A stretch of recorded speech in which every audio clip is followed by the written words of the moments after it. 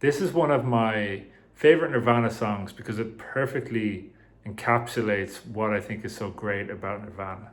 Nirvana or Kurt Cobain, I don't know, they're interchangeable really. Kurt Cobain takes very simple ideas and extracts the most out of them. Like, okay, this song, for example, has three chords. It has two melodies, and one of those melodies is only three notes. And this song takes you through a whole spectrum of emotions, from this meek, I will never bother you, to this like triumphant, hey, you know you're right. How does he do that? Okay, so let's put the song to one side for just a moment.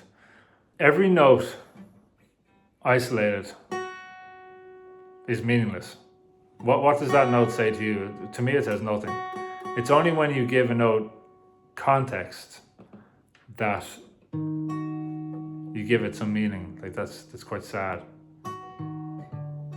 It's more hopeful. Anyway, you get the idea. So it's the gravity between the push and pull of a note against another note that kind of gives music meaning to me.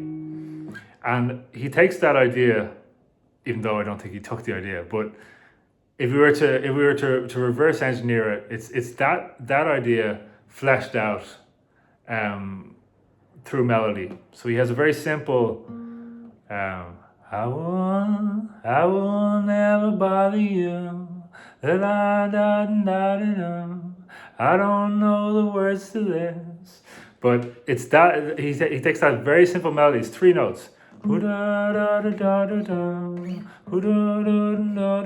the whole verse. But he recontextualizes those three notes using the bass. So we start off in this really quiet F minor kind of thing, because he's singing, he's hanging off that minor third, giving the song that flavor, that F minor flavor. I will never bother you, I don't know the words to this.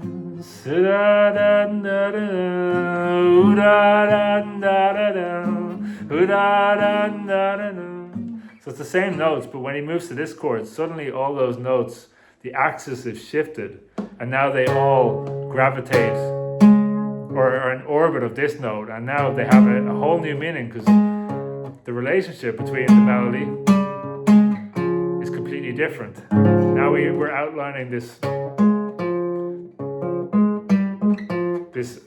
triumphant major chord, and then we climb up to this kind of sussy thing, and then we're back to that dark kind of F minor. We build it back up again. Like, that's a perfect verse. It's just got this swelling, and it's the chorus is the same idea. It's a very simple melody, same chords. It's those Iron Maiden chords. Like every Iron Maiden song, I think, is those three chords. But so in the chorus, and I know this is not how Kurt Cobain plays this at all. I'm in a different tuning, and I can't play it like him anyway. But the chorus, it's the melody is now, hey,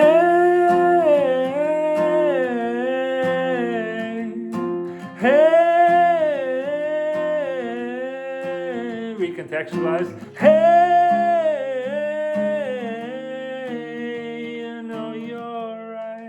That little change at the end we'll go into in a minute. But the melody is like just pentatonic. Like everyone messes around with that kind of shape. But when it makes it to the sixth chord, it's got this, it's the most triumphant major third ever. Hey! And then this kind of interesting, it's like the sixth of the E flat chord. You know you're right. And then it resolves, like the whole song we're in this F minor, and we resolve you're right to the major third of the F, which is just like a magnificent way to wrap it all up. So I love songs that do a simple thing really well. I love everything that does a simple thing really well. Like my favorite video games are from the early 90s, when it's just like they had the limitations and they had to work within those limitations, and they had to be creative with those limitations. Like I'm a big Bomberman fan. Donkey Kong Country 2, the 90s version. Woo, and the music. Anyway, sidetracked. What was I saying there? I've lost my train of thought. I'm just thinking of Donkey Kong now. Yeah, every Nirvana song, every great Nirvana song, you can reduce it down to just the bass line and the melody, and that's the song, you know? If you play it like